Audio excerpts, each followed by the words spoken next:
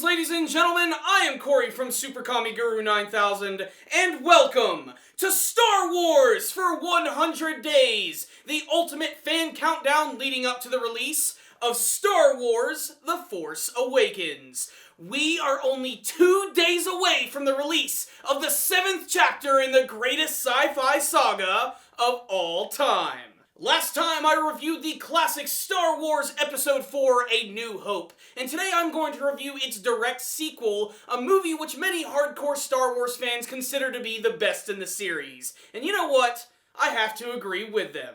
This is my review of Star Wars Episode 5, The Empire Strikes Back. 3 years have passed since the destruction of the dreaded Death Star, and the Rebel Alliance has very little time to celebrate, as the Empire is hunting them down across the entire galaxy. In particular, Darth Vader is looking for the one who personally destroyed the Death Star, his son, Luke Skywalker. The rebels are found on the snowy and icy planet of Hoth, where the Empire wastes no time in completely destroying their forces. It's at this point in the story that our main heroes are separated from one another, with Luke being told by a ghostly vision of Obi-Wan Kenobi to seek out Master Yoda on the planet of Dagobah for his Jedi training. Meanwhile, Han Solo, Princess Leia, Chewbacca, and C-3PO are evading the evil Empire, as well as the notorious bounty hunter, Boba Fett. Han and his friends eventually make it to the Cloud City of Bespin, where they meet Han's old friend, Lando Calrissian.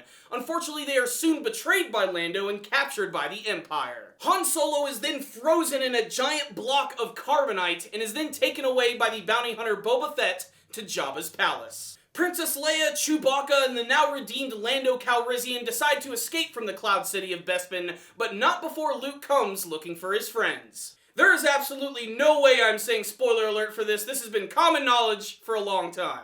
Unfortunately, this was all a trap conspired by the evil Emperor and Darth Vader to capture Luke Skywalker. Skywalker battles against Vader and even loses his hand in the process, and learns that Darth Vader is indeed his real biological father. After learning this terrible truth, Luke Skywalker barely escapes with the help of Lando, Chewbacca, and Leia as he and the Rebel Alliance prepare to save Han Solo and topple the evil Empire. All of the fan-favorite characters return in this movie, and they all go through really big changes. Luke Skywalker, in particular, is a much more mature character in these films, and a lot of that can be attributed to his training with Jedi Master Yoda. Luke goes through many different hardships in this film. He's nearly killed at the beginning of the movie by this abominable snow beast called a Wampa. He nearly freezes to death, is almost crushed by a massive Imperial walker, goes through intense physical and mental training with Yoda, then confronts Darth Vader, has his hand cut off, finds out Darth Vader is his father. Safe to say, Luke is the mayor of Strugglesville in this movie. The relationship between Han Solo and Leia has also intensified in this movie, turning into a romantic relationship, which unfortunately is cut short when Han Solo is captured and frozen in carbonite.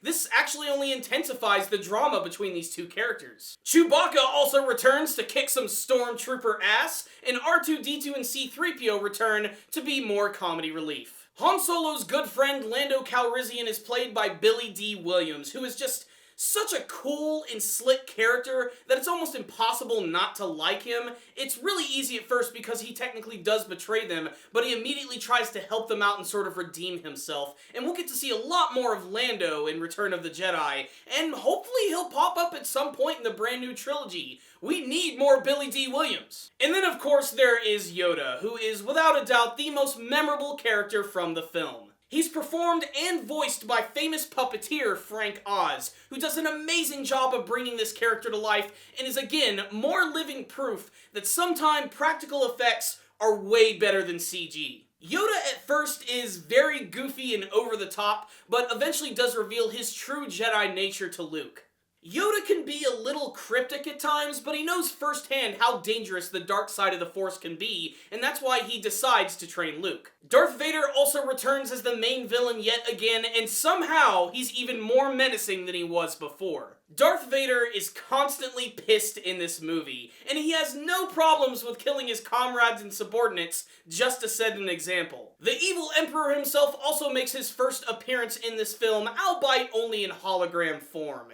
In the original releases of the Star Wars trilogy, he looked quite different, and that's because they hadn't finalized his design quite yet. In the future DVD and Blu-ray releases of the films, this scene was completely reshot with Ian McDiarmid putting on some makeup which makes him look a little bit more like the traditional Emperor Palpatine that we see in Return of the Jedi and Revenge of the Sith. This is one of the few changes I actually don't have a problem with. This film also features the most famous bounty hunter in the Star Wars universe, Boba Fett, who, despite having very little dialogue in the film, has gone on to become one of the most popular characters in the entire Star Wars franchise. If you're listening, Disney, make a Boba Fett anthology film. Just do it. Do it for the fans. Shut up and take my Republic credits! The best way to describe Empire is that it's a dark film. This movie really does live up to its title. The Empire Strikes Back, and they strike back hard as shit. There's very little victory for the heroes and the rebels in this film. In fact, they pretty much lose the entire time. Empire does a really great job of expanding on the characters and actually makes them grow and change as individuals. Han and Leia's love story doesn't feel forced at all, and you can feel that it's actually been building up to this moment. Luke definitely goes through the biggest changes, not only acknowledging the power of the Force, but seeing what can happen when it's actually used by someone with evil intentions. Even Darth Vader goes from being this one-dimensional evil bad guy to this sympathetic villain who's simply just trying to reach out to his son. However, he does it with fear, surprise, and intimidation.